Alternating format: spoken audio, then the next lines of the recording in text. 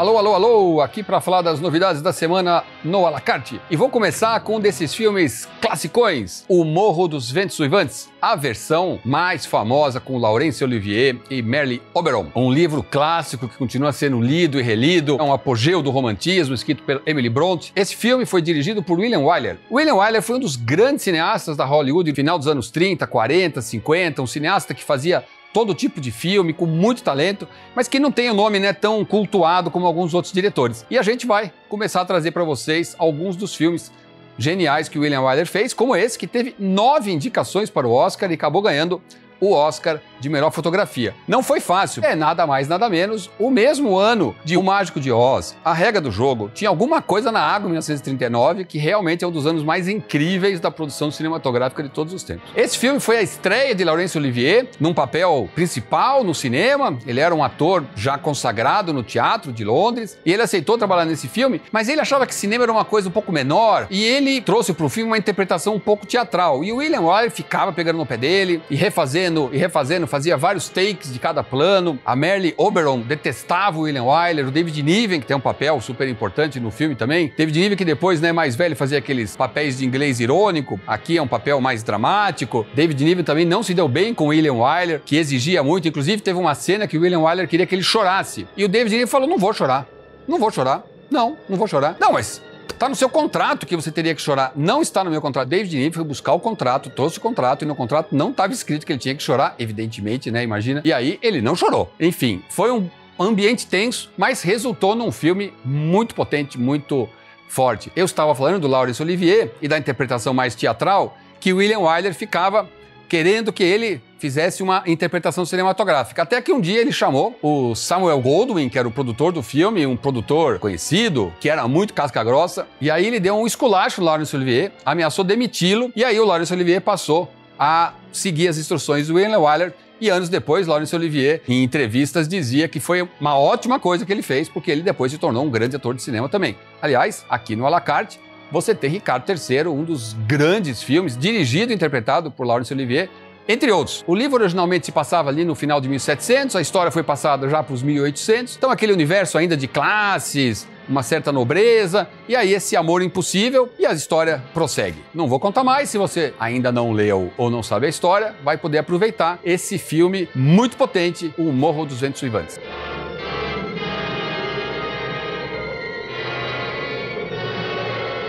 Agora um filme daqueles que a gente descobre e traz pra vocês que eu aposto 2 cocadinhas que você nunca assistiu. Anjos da Rua, um filme chinês do final dos anos 30 e é considerado um dos maiores filmes chineses antes da guerra. Porque depois, durante a Segunda Guerra Mundial, a China foi invadida pelo Japão, depois que acabou a Segunda Guerra Mundial, teve a Revolução, enfim, o cinema chinês meio que foi interrompido, só foi retomar muito tempo depois. Mas antes da Segunda Guerra Mundial existia uma indústria de cinema na China importante e esse cineasta fez vários filmes importantes e aqui é um dos filmes que a gente está trazendo para vocês. Conta a história dessas 2 irmãs que justamente têm que fugir da Manchúria, que é uma região mais ao norte da China, em função da invasão japonesa. E elas vão então para essa cidade grande, onde elas são acolhidas por esse casal que tem uma casa de chá, mas o casal na verdade explora as moças. Uma delas é obrigada a trabalhar como prostituta e a outra a cantar no salão de chá. E aí a história vai se desenvolver. O filme tem um tom de contar um pouco esse mundo que a China vivia naquela época. O diretor Mu Ziyuan fez alguns filmes importantes nesse período e a gente está trazendo aqui para você. Eu duvido que você já tinha assistido. Se alguém aqui já tinha assistido, quero que conte nos comentários aonde, porque eu tô duvidando.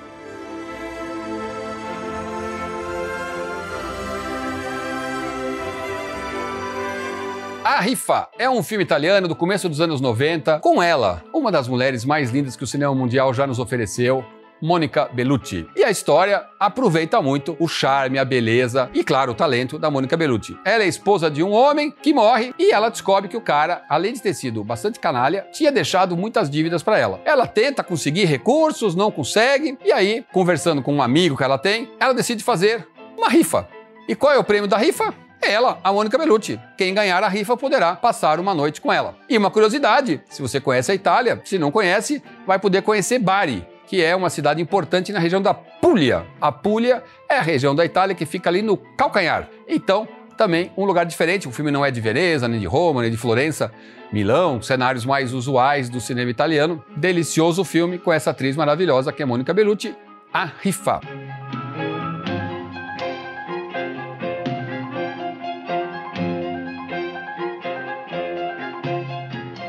A Ignorância do Sangue é um filme espanhol que também tem uma atriz muito bonita, muito charmosa e talentosa, que é a Paz Vega, atriz de muitos filmes como Lucia e o Sexo, e aqui no À la carte, entre outros, a gente tem um filme muito divertido que é De Quem é o Sutiã. Aqui nesse filme, o personagem principal é esse policial que está investigando o sumiço de uma criança aparentemente sequestrada por russos para tráfico e também uma ameaça de possível atentado terrorista. É um filme thriller, um filme policial, um filme que eu diria mais comercial, não é um filme tão sofisticado do ponto de vista de linguagem ou do ponto de vista de perspectivas. Se você está afim de um filme desse tipo, ação, policial, espanhol, com uma bela atriz e um elenco forte, esse filme você vai gostar, A Ignorância do Sangue.